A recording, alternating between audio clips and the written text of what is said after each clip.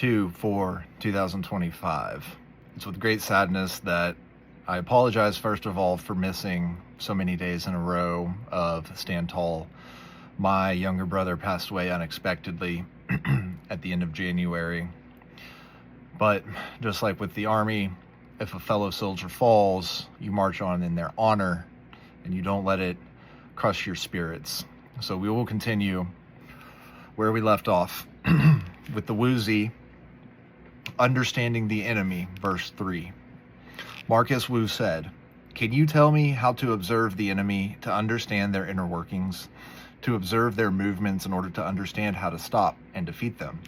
To which Wu Qi replied, "If the enemy comes in a huge disorganized mass, their chain of command will be in chaos, and they will not be in control of their men and horses.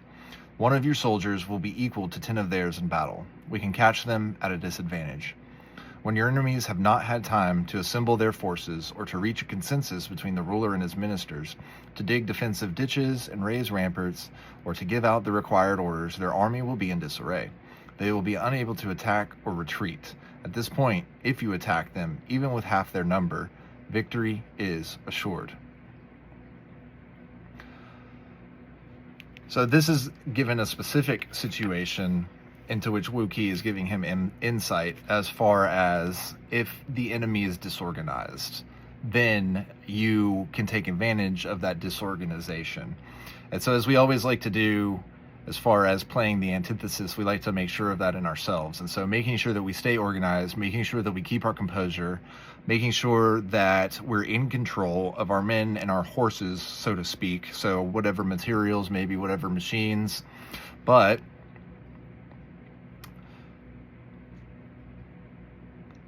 making sure communication here, right? A consensus between ruler and his ministers.